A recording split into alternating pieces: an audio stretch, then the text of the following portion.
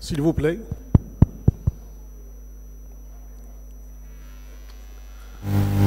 Donc on va enchaîner par le symposium Amanis qui va être présenté par notre ami le professeur Labib. Le professeur Labib est un éminent anesthésiste réanimateur au CHU de Tanger qui a une grande expérience en matière d'utilisation des curares chez l'enfant. Donc sans plus tarder, je lui cède la parole pour nous éclaircir sur le sujet. Si Labib, à vous la parole. Merci, Ravous. Tout d'abord, je tiens à exprimer ma fierté d'être un membre de l'association des médecins réanimateurs du Nord. Je tiens à remercier énormément le bureau de m'avoir invité pour présenter les curares chez l'enfant. On sait très bien que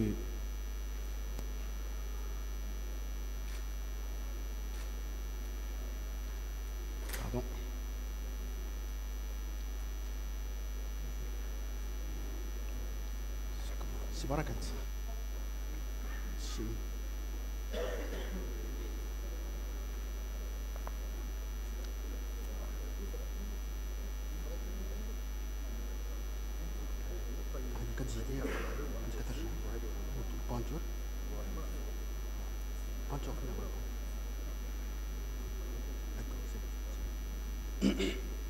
Alors on sait très bien que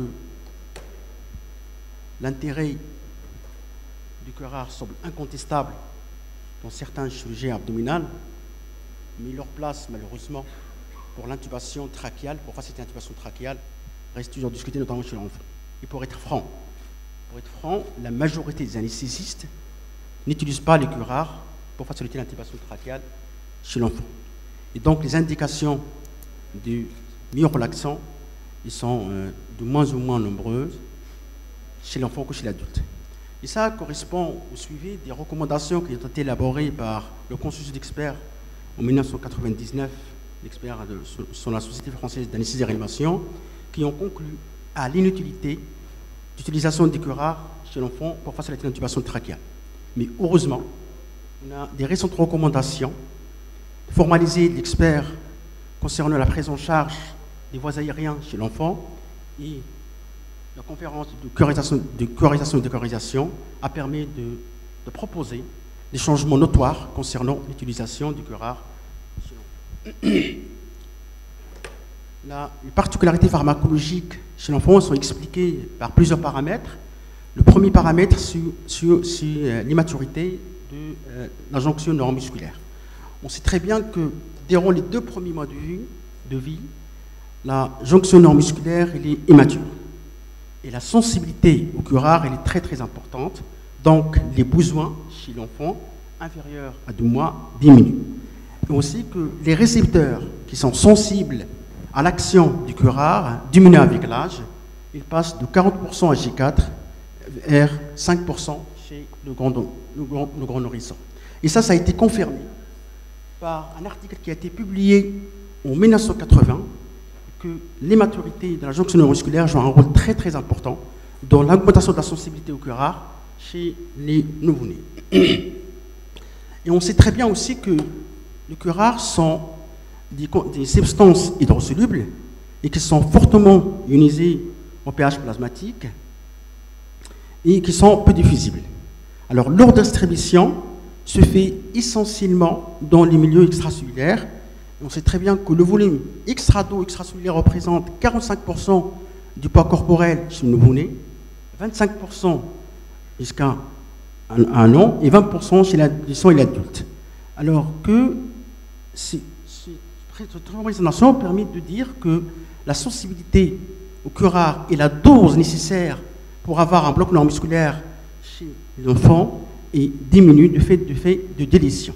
Et on sait très bien que le volume de distribution allonge la durée d'élimination et augmente la durée d'action des curares non dépolarisants, mais sachant que toujours chez le nouveau-né, l'immaturité de la jonction neuromusculaire prédomine sur le volume de distribution et toujours le besoin en curare diminue et la sensibilité est très très importante chez le nouveau-né par rapport au nourrisson.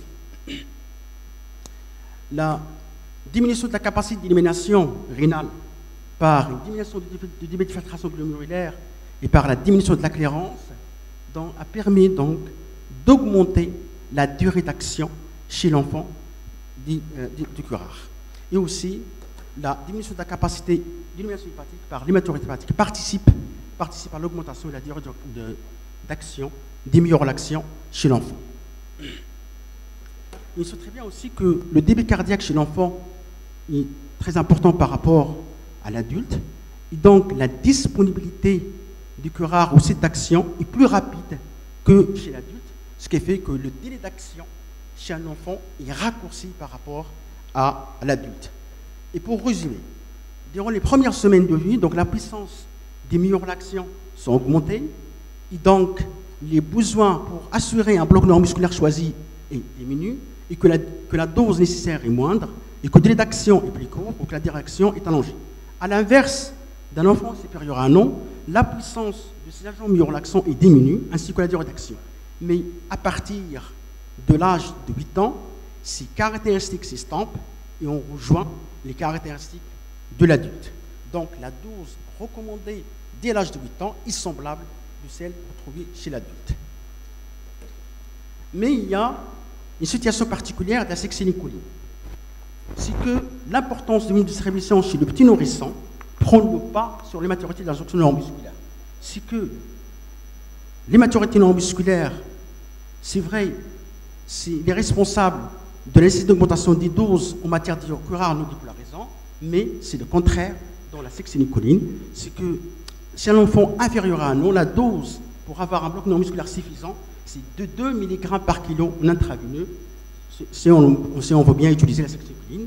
À l'inverse d'un enfant qui est un an, la dose usuelle est de 1 mg par kilo, avec la possibilité d'administrer la sexénicoline par voie intramusculaire à dose de 4 mg par kilo. Mais il ne faut pas nier que la sexénicoline a des effets secondaires et peut engendrer des bradycardies sinusales, et ça est dû à l'hypertonie vagale dès les premiers mois de vie et doit être prévenu par l'administration systématique d'atropine. Et aussi, il peut être une cause de fasciculation avant de 4 ans, et son utilisation peut être aussi responsable d'un événement qui est grave, c'est l'arrêt cardiaque, et surtout chez les enfants qui présentent des pathologies neurologiques, donc devant les pathologies neurologiques telles que l'hémoplégie, il faut faire attention à l'utilisation du sexénicoline, et aussi des enfants chez qui présentent des myopathies, et dont la symptomatologie est fruste, ça veut dire qu'ils sont asymptomatiques. On peut avoir des arrêts cardiaques et secondaires à la rhabdomyolyse sévère. Alors, les recommandations récentes proposent d'utiliser la sexénicoline que des indications privilégiées chez l'enfant, notamment devant un estomac plein, les suspicions des critères d'intubation difficile ou devant une ventilation inefficace ou devant la laryngospasme. Si les contre-indications sont présentes chez l'enfant, on a une alternative qui est très très intéressante, c'est l'utilisation de recurnium à dose de 0,9 mg par kilo qui favorise des conditions d'intubation qui sont semblables à 1,5 mg par kilo. Et d'après ce papier, les auteurs ont conclu que le recurnium à la dose de 1 mg par kilo est une alternative possible à la sexénicoline. Maintenant, quelles sont les indications de la chirurgisation chez l'enfant? En 1999, donc, et dans une conférence de consensus élaborée par la Société française d'anesthésie et réanimation, ils ont distribué un questionnaire aux différents anesthésistes prenant en charge l'enfant en France. Et ils ont posé des questions qui sont les causes de ne pas utiliser les curares chez l'enfant. Et ils ont trouvé que, d'après les réponses des anesthésistes réanimateurs, que seulement 3% des anesthésistes réanimateurs en France utilisent le curare chez l'enfant. En 1999, ils ont conclu à l'inutilité de l'injonction d'un curare pour faciliter l'intubation trachéale chez l'enfant, et ce, quel que soit le mode d'induction de l'anesthésie, intraveineux ou inhalatoire, au l'âge de l'enfant. Mais, dans une étude randomisée, qui est portée sur 120 enfants, ils ont randomisé 3 groupes. Le critère du jugement, c'est la présence des conditions d'intubation excellentes ou des présences des conditions d'intubation acceptables. Alors, ils ont randomisé 3 groupes. Le premier groupe, ils ont fait l'induction par propofol 3 mg par kilo associé à la sexénicoline à 1 mg par kilo chez 40 enfants. Deuxième groupe, c'est le propofol 3 mg par kilo plus alfontanil à dose de 10 gamma par kilo. Le troisième groupe, c'est l'induction inhalatoire par sevoflurane à 8% associé à 60% de protoxyde d'azote. Alors, qu'est-ce qu'ils ont remarqué? Ils ont remarqué que la simple association de propofol à l'alfontanil permet seulement de favoriser des conditions excellentes, c'est 50% d'enfants seulement. Par contre, l'association de la sexénicoline à la propofol permet d'intuber 98% d'enfants. Alors, c'est très important, et c'est une étude qui est très importante, qui a bouleversé carrément la vie des experts qui ont élaboré le consensus de 1999. Et il faut dire aussi, que l'association de sevoflurane au protoxyde d'azote avec une fraction aspirée à 6% permet aussi de favoriser des conditions excellentes à l'intubation de 86%. Et ils ont conclu que l'association de propofol à la sexénicoline ou à la sevoflurane avec une fraction aspirée à 6% au propofol permet de favoriser des conditions qui sont excellentes à l'intubation. Et dans une méta-analyse qui a permis d'analyser plusieurs séries, et ils ont comparé l'association d'un hypnotique en morphinique et un hypnotique en myorelaxant. Le critère du jugement, c'est la présence ou non des conditions d'intubation excellentes ou bonnes. Qu'est-ce qu'ils ont trouvé? Ils ont trouvé que l'association d'un hypnotique au curare permet de favoriser des conditions d'intubation excellentes avec une supériorité qui est significative. Et regardez ici, qui est à droite de 1, avec un intervalle de confiance qui ne contient pas 1. Alors, les auteurs ont conclu que le curare a effectivement une utilité chez l'enfant pour favoriser les conditions d'intubation. Alors, devant ces études, les avis ont changé et les récentes recommandations sur la casodurisation et l'anesthésie a permis de recommander l'utilisation du curare chez l'enfant dans les inductions intraveineuses ou dans les inductions aléatoires pour favoriser et pour faciliter l'intubation chez l'enfant. Et cet avis a été nuancé effectivement par les différentes études qu'on a vues. Donc, l'inutilité du curare a été bannie et changée par l'importance d'utilisation du curare chez l'enfant pour l'intubation trachéale. Concernant l'addiction inhalatoire qui est quasi spécifique de l'anesthésie chez l'enfant, et à l'arrivée de sevoflurane, qui a une bonne tolérance hémodynamique, il a été largement utilisé en associant le sevoflurane à un autre hypnotique ou un autre morphinique, a permis quand même de favoriser les conditions d'intubation excellentes. Et le maintien pendant au moins de 3 à 4 minutes d'une fraction aspirée élevée de 6% parce qu'il a une bonne tolérance hémodynamique, et on ne parle pas de la lotane, on parle de sevoflurane, associé à une apnée lors de la laryngoscopie sont des conditions nécessaires à l'obtention de conditions d'intubation acceptables chez l'enfant pour y parvenir la majorité des anesthésistes associés sevoflurane à morphinique, voire des propofol à 2 mg par kilo. On peut dire que l'association de sevoflurane avec une fraction inspirée à 2%, avec un propofol à une dose de 2 mg par kilo, favorise des conditions qui sont semblables à l'utilisation de propofol avec sexénicoline. Et ça, ils ont une étude prospective réalisée sur un mois dans 5 hôpitaux universitaires parisiens, portée sur 502 enfants, bénéficiant de l'intubation sous sevoflurane associée ou non à un autre agent, mais toujours sans curare. Ils ont montré qu'à peine 75% de nourrissons ont été intubés dès la première tentative. Il y a toujours une fraction de malades qu'on n'a pas pu les intuber dès les premières tentatives.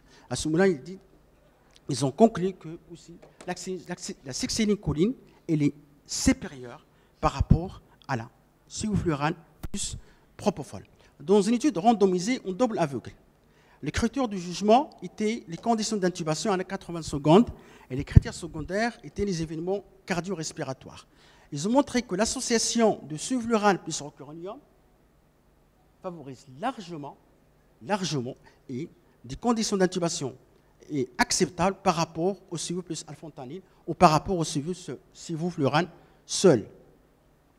Et dans une autre étude pour évaluer le retentissement cardiovasculaire ou les événements respiratoires chez les patients qui utilisent soit succinylcholine avec propofol ou sulfurane, ils ont montré que dès l'introduction du curare, l'incidence des événements respiratoires baisse et les événements cardio-respiratoires aussi s'améliorent par rapport à l'utilisation de sulfurane plus propofol. Donc, l'utilisation de succinylcholine plus hypnotique a moins d'effets respiratoires et cardiovasculaires par rapport à l'utilisation de sulfurane plus propofol. Et ici a été expliqué par la dose élevée nécessaire pour avoir des conditions semblables à celles du curare. Parce que, ici, dans les études, on montré que pour avoir des conditions favorables à l'intubation, il faut administrer 8 mg par kilo de propofol plus alphantanil. Et 8 mg, c'est très bien que 8 mg par kilo de propofol a des effets délétères sur la taille hémodynamique de l'enfant. Le questionnaire qui a été distribué aux anesthésistes pour savoir quelles sont les raisons de ne pas utiliser le curare chez l'enfant, parmi les raisons, c'est la crainte du risque allergique. Le risque allergique chez l'enfant, donc ils ont pensé que le risque allergique chez l'enfant après l'utilisation du curare est très fréquent et très important, mais en fait, l'incidence de ce risque est inconnue chez l'enfant, du fait de la faible utilisation du curare chez l'enfant, et aucun cas d'allergie n'a été publié chez le récent, constitue possiblement de cette population que son utilité serait la plus grande. Et la réponse était l'utilisation du curare est faible chez les enfants. Comment peut-on savoir est-ce qu'il y a un risque allergique plus important chez l'enfant que chez l'adulte? Alors, ça nécessite des études randomisées pour savoir est-ce que vraiment le risque allergique du curare, c'est une cause qui va nous empêcher d'utiliser chez l'enfant, ou dépend de l'avantage de semi-relaxant pour faciliter l'intubation trachéale chez l'enfant et d'éviter les événements respiratoires et cardiovasculaires qui sont secondaires à l'utilisation de fortes doses des hypnotiques. Alors, en 2018, devant ces études, ils ont autorisé d'utiliser les curares dans l'indication aléatoire, mais sans recommandation d'utilisation, et avec un intérêt d'étude future pour mieux comprendre le bénéfice de l'utilisation du curare en association au sulfurane. Alors, ils n'ont pas encore tranché, mais il nécessite des études encore plus avancées pour savoir est-ce que vraiment l'utilisation de sulfurane plus propofol est supérieure par rapport à l'utilisation de succinylcholine au propofol pour favoriser les conditions acceptables et excellentes pour l'intubation chez l'enfant.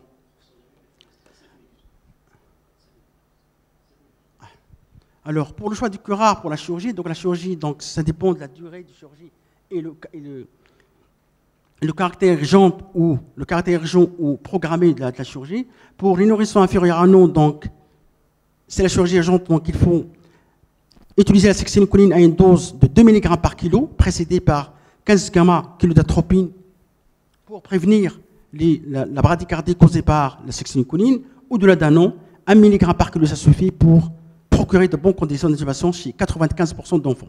Pour la chirurgie réglée, il est inférieur à 30 minutes, donc optez pour une technique d'intubation sans curare.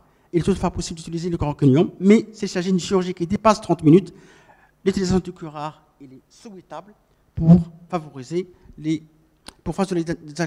conditions d'intubation excellentes et améliorer les conditions de la chirurgie. Alors, ici, le monitorage de la curisation, c'est très très important. Il est essentiel et primordial parce qu'il y a une très grande variabilité d'individuels pour oncettes profondes et durée de bloc chez l'enfant. Il y a aussi des événements qui peuvent potentialiser l'effet de curarisation chez l'enfant. De fait, de faibles réserves en oxygène chez l'enfant, les incidents d'hypoxémie sont fréquents au réveil par rapport à l'adulte et une sensibilité accrue au curare des muscles pharyngés protecteurs et allongement de la durée d'action du curare en autopéraison. Ça veut dire non, on contente beaucoup sur la clinique, on demande aux patients de soulever la tête, de retirer la langue, etc. Mais ça ne suffit pas. La seule manière pour savoir le malade, est-ce qu'il est curarisé ou pas, c'est le monitorage du curare. Et les modes utilisés, c'est le même mode de simulation chez l'adulte, c'est le TOF et le PTC.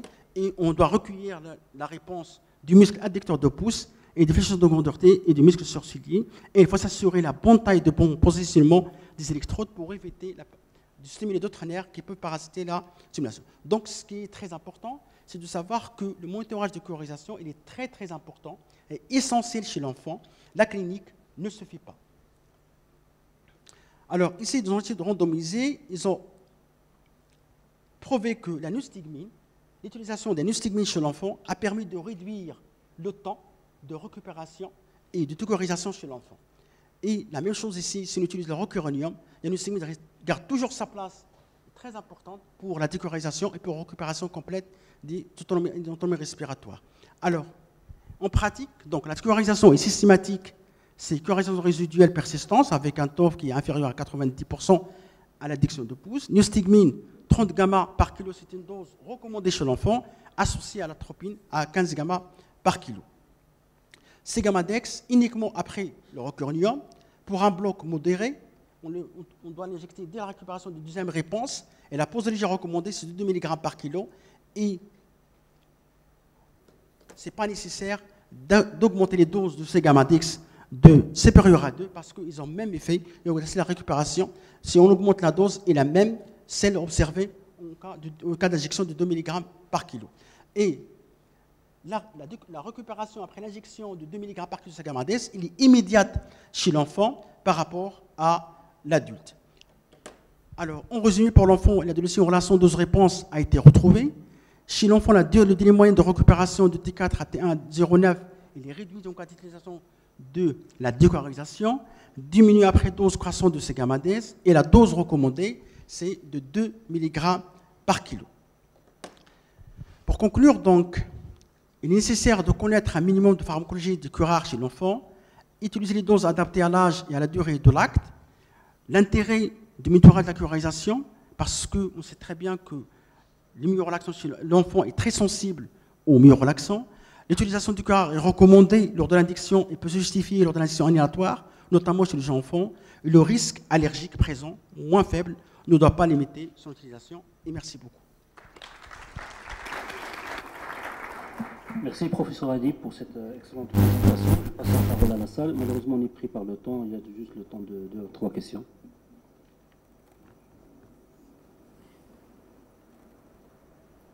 Quand même 2 ou 3 questions, pas 0 question. Oui, professeur.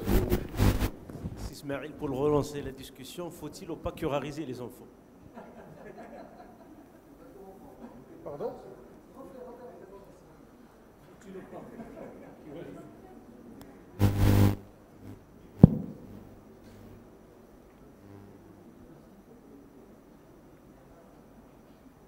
La curarisation en anesthésie pédiatrique, c'est tout un chantier.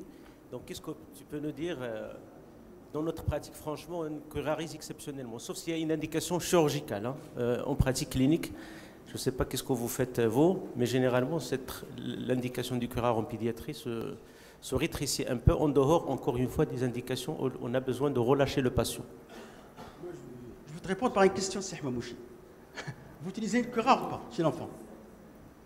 Chaque fois que l'indication de relâchement musculaire est indiquée, pas pour l'intubation dans ma pratique de tous les jours, pas pour intuber. Comme vous avez très bien dit, le propofol associé éventuellement au morphinique fait des conditions d'intubation excellentes. Oui, c'est vrai que l'utilisation de sulfurane plus propofol favorise les conditions d'intubation trachéale, mais on trouve très bien dans les études qui ont été faites qu'il y a quand même une supériorité d'utilisation du curare chez l'enfant. Il a permis de réduire les événements respiratoires, notamment les bronchospasmes, la toux, le laryngospasme, etc. Donc, le curare est l'un des avantages en matière d'utilisation chez l'enfant. Donc, c'est vrai, il ne faut pas nier que le sulfurane plus propofol, c'est une alternative très, très intéressante. Mais la fraction inspirée de sulfurane pour avoir les mêmes conditions, il est très, très grande, c'est à 6%. Et il a quand même un effet sur le taille dynamique. Ils peuvent quand même engendrer des bradycardies, des potentiaux, etc. Mais le curare reste un élément fondamental dans l'intubation trachéale chez l'enfant, c'est vrai que la majorité des anesthésistes n'utilisent pas le curare. Ils gardent l'enfant en ventilation spontanée, quel que soit le type de chirurgie. Je ne suis pas d'accord. Il faut curariser l'enfant pour avoir des meilleures conditions pour l'intubation et pour relâcher, pour assurer des meilleures conditions pour la chirurgie. Est-ce que vous curarisez pour chaque, pardon, syllabique, si vous permettez, est-ce que le rationnel de la question de M. Hamouchi, c'est-à-dire, est-ce que vous curarisez tous les enfants? Je ne curarise pas tous les enfants. C'est là la question. Je ne curarise pas tous les enfants. Une chirurgie qui ne va pas, une hernie inguinale qui ne va pas durer plus de 30 minutes, je ne dois pas les curariser. Mais j'ai une alternative. CIVO plus propofol. Si je n'ai pas de CIVO, pour avoir des conditions d'intubation. C'est ça le rationnel. Est-ce que tu intubes ou tu intubes pas? Oui, j'intube. Donc sans curare. Sans curare. C'est ça ce que je disais, parce que les dernières recommandations, tu l'as bien dit, il dit oui. que autorisation sans recommandation. On reste perplexe en fait. Non, mais une chirurgie qui ne dépasse pas 30 minutes et qui ne nécessite pas la décurarisation par la suite, ce n'est pas une chirurgie qui va durer plus de 30 minutes. Donc, sulfurane et propofol favorisent les mêmes conditions du curare. Sulfurane plus propofol favorise les mêmes conditions du curare. Donc, on profite de ce constat pour intuber un malade, un enfant, dont la durée de chirurgie ne dépasse pas 30 minutes. Parce que la curarisation résiduelle, il est grave chez un enfant. Chez l'enfant, et il faut y penser, il faut décurariser l'enfant à chaque fois qu'on a utilisé le curare chez l'enfant. Autant, si tu permets, autant pour vous, anesthésistes réanimateurs pédiatriques, mais pour nous, pour la majorité des anesthésistes réanimateurs ici présents, ce sont des anesthésistes adultes qui exercent la pédiatrie occasionnellement. Là, le problème, je pense, est-ce qu'il faut un rationnel, il faut un bénéfice-risque, est-ce que c'est une intubation pour les voies aériennes supérieures? Je rejoins M. Hamouchi, c'est-à-dire, est-ce que c'est une indication chirurgicale? Oui, critère d'intubation, mais il ne faut pas oublier le risque allergique qui n'est pas beaucoup documenté, mais surtout la détresse respiratoire post-opératoire. Oui. C'est ça notre hantise. Oui. Okay. Oui. Mais il faut savoir, que pour intuber un enfant sulfurane plus propofol, il faut être expérimenté. Il faut être expérimenté. Ce n'est pas à la portée de tout le monde. Parce que le malade, dès qu'on intube, il peut faire des complications respiratoires immédiates. Donc, pour assurer ces conditions d'intubation, il vaut mieux utiliser le curare pour les gens qui ne sont pas expérimentés de l'enfant, pour éviter ces complications. Et en France, vraiment, ils ont fait l'enquête avec les médecins réanimateurs qui prennent en charge l'enfant. Et ce n'est pas les prennent en charge l'adulte, que l'enfant. Oui, c'est elle. Je pense que... Je vais prendre l'avis. Rapidement, s'il vous plaît. L'avis au milieu. Généralement, on intube des enfants. Généralement, maintenant, on doit intuber des enfants lorsque la chirurgie l'exige. C'est ça. Lorsqu'il y a un relâchement musculaire et lorsque la chirurgie est une chirurgie assez longue. Ce qui me choque le plus, moi, actuellement, c'est de voir encore des enfants qu'on intube pour une hernie inguinale, qu'on intube pour une ectopie testiculaire. Exact, ce n'est pas Et c'est là obligatoire. la discussion, est-ce qu'on va mettre le curare ou non? Moi, je ne veux pas mener cette discussion. Je veux dire que toute chirurgie courte doit bénéficier d'une autre interface que la sonde endotrachéale. Après, la sonde endotrachéale, dans notre pratique, d'ailleurs, c'est ce qui se fait chez moi à l'hôpital d'enfants, c'est que lorsqu'on a une chirurgie abdominale, thoracique ou bien faciale, on intube. Mais généralement, toutes les autres chirurgies se fassent sous masque laryngé et on n'a pas besoin de curariser lorsqu'on a un masque laryngé. Voilà. Merci beaucoup, professeur Ala, pour cet éclaircissement. Donc, à la demande de l'organisation, on remercie encore une fois professeur Labib de nous avoir éclairci sur le sujet. On remercie l'assistance et donc on lève la séance. Merci beaucoup.